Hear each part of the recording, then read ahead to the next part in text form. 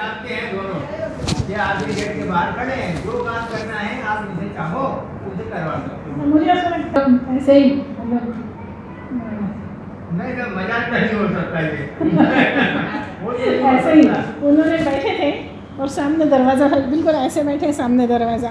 तो उन्होंने एक बार इधर से झाँक के देखा, दरवाज़ा तो दूर था 10 फीट, फिर बैठे रहे, फिर इधर झाँक के देखा। इसलिए जैन जी ने पूछा, जैसे कोई आदमी होता है सामने तो झाँक के देखते हैं, वैसे उन्होंने झाँक के देखा था। तो जैन जी ने पूछा कि कोई है क्या? तो उन्होंने कहा है ना, ये हमारे दोनों हैं, रक्षक हैं, वो इंद्र के रक्षक है, जय और विजय।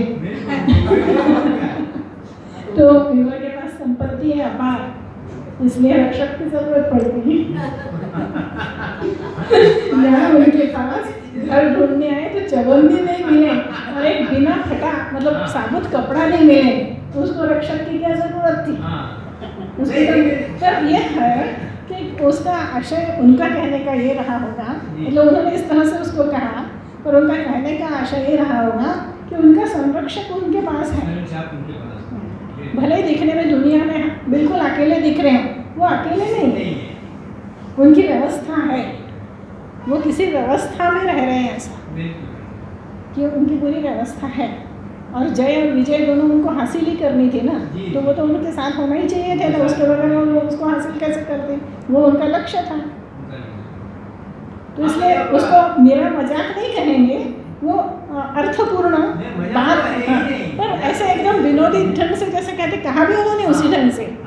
और किस उस पर कौन क्या बोलता? हम लोगों को तो जय विजय क्या है मालूम नहीं, पुराण मालूम नहीं, कुछ मालूम ही नहीं था जिनसे वो कह रहे थे।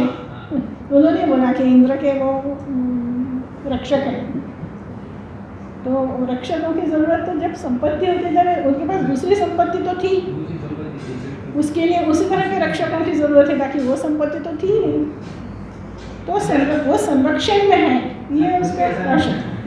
मतलब अपन ये कह सकते हैं कि सद्गुरु परंपरा में सद्गुरु अपने आने वाले सद्गुरु की भी चिंता करता है कि उसको किस प्रकार से मेरे इस कार्य को आगे बढ़ाने में मुझे मदद करनी है।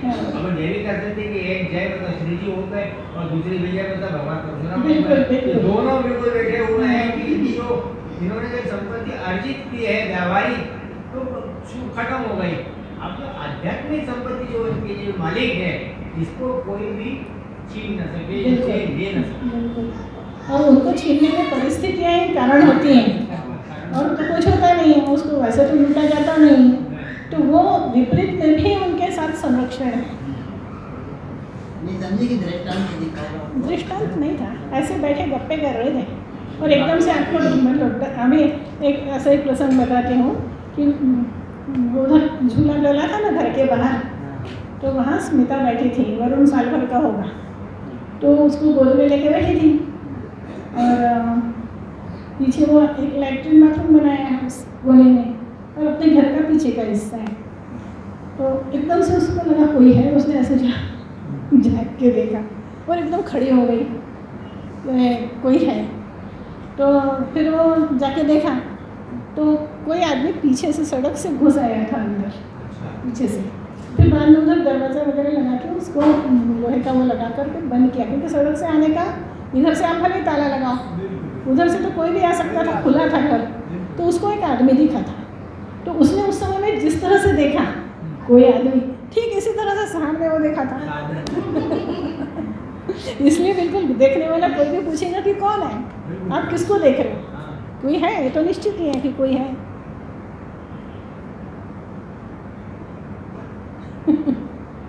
तो कोई ना कोई तो उनके संरक्षण में हमेशा ही रहा है, वो भले अपने को अकेले दिखते रहे।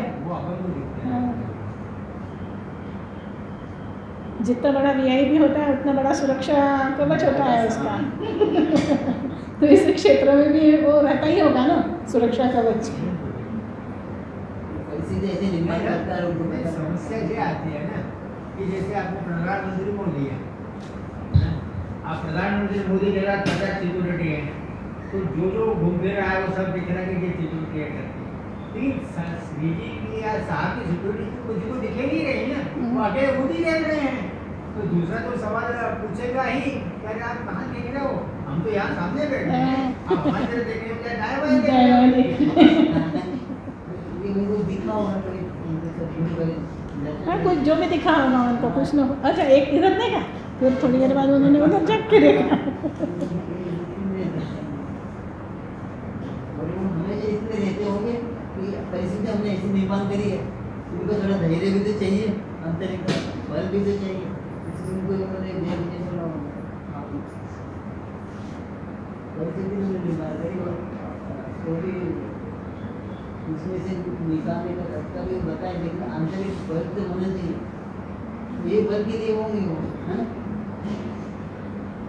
वो अपने को समझ नहीं आता क्या होगा वो अनुमान लगा सकते हैं। कहीं ना कहीं कुछ तो भी सुरक्षा की व्यवस्था तो निश्चित ही रूप से रहती होगी।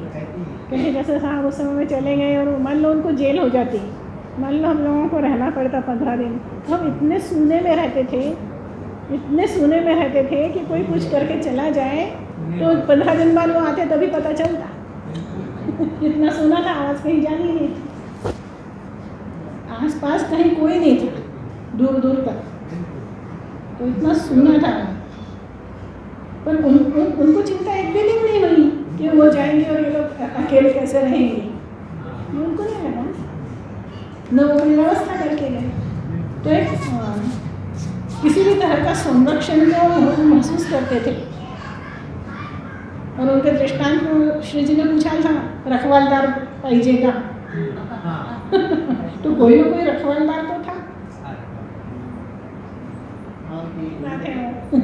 और उनका वाक्य यहाँ है कि ये ऊपर से नीचे तक कैसे सोने से मढ़े हुए हैं, ये इनको बताओ। तो इनको ये बात बताओ, उन्हीं के लिए कहा था। हाँ साहब सोने से मढ़े, ये उनको बताओ, ये उन्होंने उनसे बोला है। और उन्होंने बैठ के फिर वो सराय में जाके बैठ गए और वो पूरी रात बताते रहे, ये सुनते रहे, वो पूरी रात उन्होंने बताया कि वो कैसे सोने से मढ़े हैं। उसमें का कोई भी शब्द साहब को याद नहीं है सवेरे उठने के बाद कि क्या बोला उन्होंने, पर पूरी रात उन्होंने समझाया है, मतलब समझाया यानी उनको उनका परिचय, खुद का परिचय कराया है, आप क्या हो। तो श्री जी ने इतने सारे वाक्यों में बोला, वही तो उन्होंने रात भर में उनको समझाया कि तुम क्या हो। तो उनकी नज़र में वो एमजी पोद्दार है, पर वो सिर्फ एमजी पोद्दार नहीं है ये समझाया उनको, बदल चुका है, तुम्हारे पास बहुत बड़ा लक्ष्य है, बहुत सारा काम है, ये सब उनको समझाया है उन्होंने।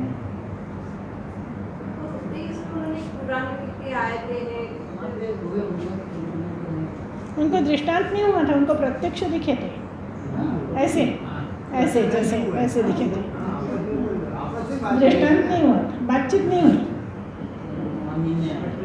न मिलने। वो ऐसे वो देवघर ऐसा था, अंदर गड्ढे में बना हुआ देवघर, बड़ा था, आदमी बैठ सकता इतना बड़ा था, आदमी आराम से बैठ सके। तो साहब ऐसे बैठे थे ध्यान के लिए उसके मंदिर की ओर मुँह करके, उसमें बहुत सारी मूर्तियाँ, फोटो और सब कुछ रखे हुए थे। उनका दादी का देवघर था तो सारे देव थे उसमें वो बैठे हैं, ऐसा इनको दिखा, एक बैठा हुआ व्यक्ति दिखा, और दिखा कैसा, इस साइड से, मतलब दरवाजे की ओर जिसका मुंह हो, ये ऐसे बैठे हैं, और वो व्यक्ति ऐसा बैठा है जिसका मुंह दरवाजे की ओर है, वो उनके सामने बैठे हैं। और वो पूरा देर, जितनी देर उन्होंने वो ध्यान में बैठे थे, 1 घंटा बैठते थे, 1 घंटा वो सामने थे, उन्होंने काफ़ी लंबे समय तक उनको देखा। इसलिए बिल्कुल बारीक वर्णन जिसको कहना चाहिए कि कान कैसा था, तो नाक कैसी थी, तो आँख कैसी थी, तो रंग कैसा था, तो बाल कैसे थे, ये खूब, जिसको घूरना कहते हैं ना किसी को, तो उन्होंने उनको घूरा उतनी देर ऐसे वो प्रत्यक्ष देखा है, दृष्टांत वगैरह नहीं है, जगते में बैठी अवस्था में देखा है, आंखें बंद है, आंखें बंद है, ध्यान के लिए जो आंखें बंद की उसमें वो बैठे दिख रहे हैं सामने, और टाइम उनका हुआ पूरा तो टूट गया वो फिर। इसलिए आके उन्होंने अंसारी को पूरा वर्णन करके बताया था ये कैसी शक्ल थी उनकी, पर वो शक्ल उन्होंने देखी ऐसे साइड से, एक तरफ से देखी, रंग कैसा था, काले वस्त्र पहने हुए थे, चोगा जैसा काला पहना हुआ था, तो उसमें है फिर पुराण में कि वो काला चोगा ही पहनते थे। इसीलिए अभी वो जो होते ना जो कब्रों की देखभाल वगैरह करने वाले क्या कहते हैं, मुजाविर, वो सब काले वस्त्रों में ही तो रहते हैं।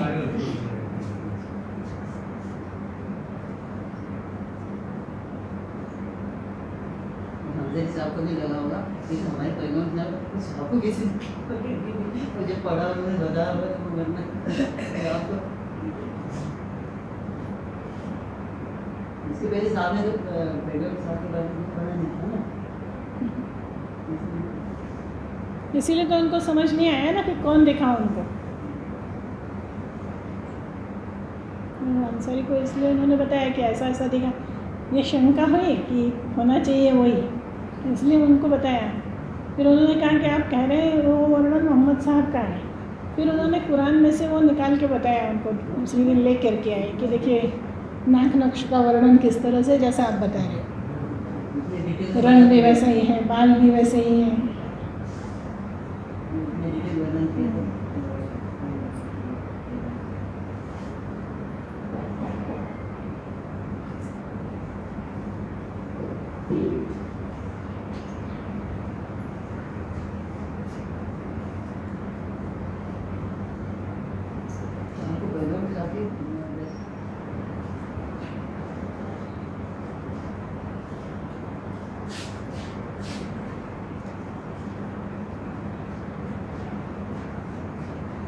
अब एक ही ऐसा सवाल है कि जब मतलब आप इसका अर्थ बता सकते हैं।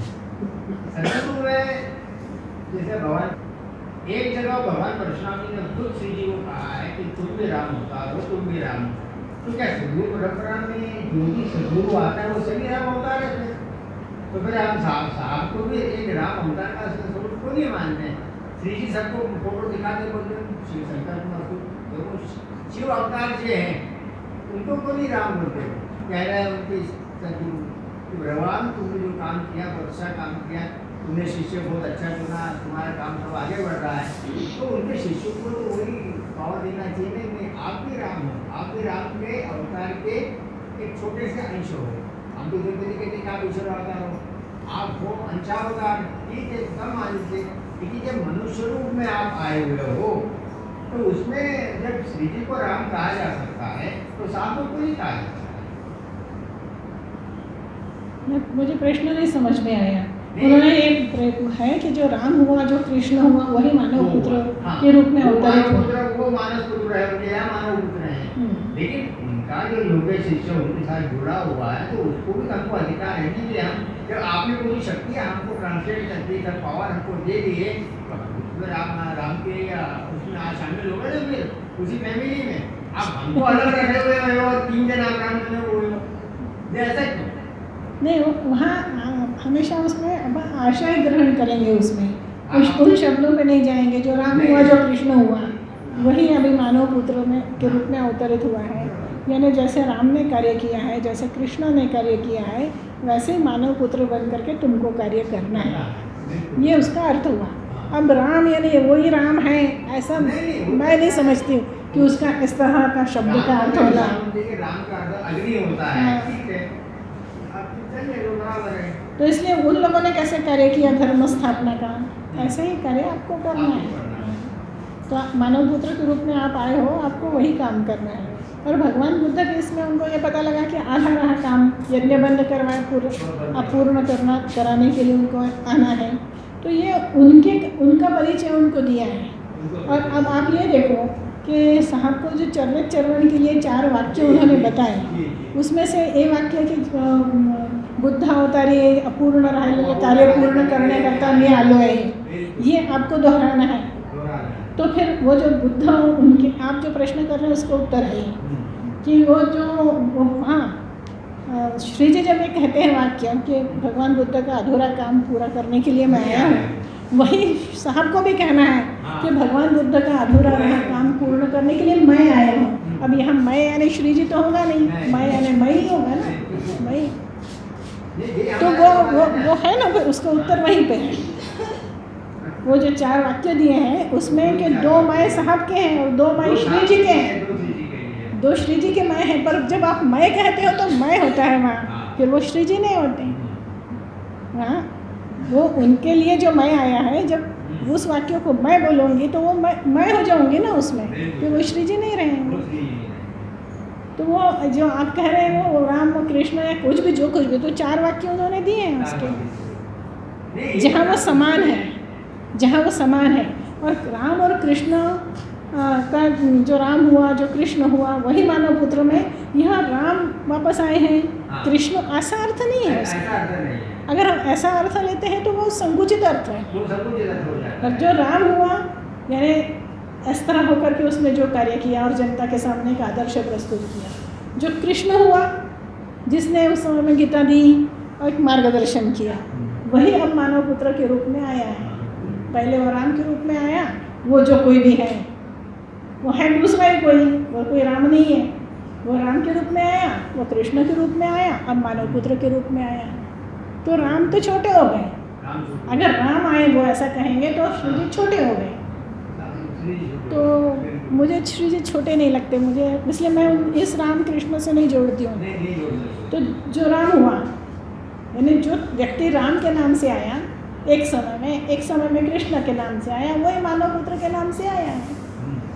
तो उस स्तर का कार्य उनका कार्य है, ये उनको उनका परिचय दिया गया कि वो आपके कार्य का स्तर कैसा है, और यो उसका स्तर बताने के लिए राम और कृष्ण ये नाम लिए गए हैं, और खुद के लिए मानव पुत्र बताया है। नहीं, वो 4 वाक्यों में तो बराबर है, उसमें ये 4 वाक्यों में ये नहीं आया है, ये नहीं है ना। पर वो भगवान अगले बुद्ध का बात में आया है ना है वो। कि बुद्धावतारी जो काम अधूरा रह गया वो करने के लिए मैं आया हूँ। हाँ, अब श्री जी भी यही कह रहे हैं कि मैं आया हूँ, और साहब भी कह रहे हैं कि मैं आया हूँ। हाँ। दोनों एक ही वाक्य तो बोल रहे हैं। नहीं, वो तो सही तो बात ये है। क्या है कि वो जो एक अवस्था के स्तर पर अपन देखें तो सब बराबर हो जाता है, बराबर है। वहाँ नाम महत्वपूर्ण रहते ही नहीं है।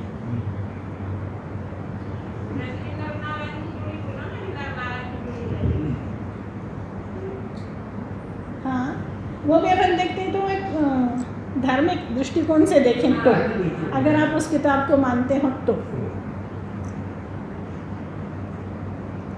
बाकी वो शक्ति है, वो इस तरह से आके कार्य करती है, जब भी जो भी नाम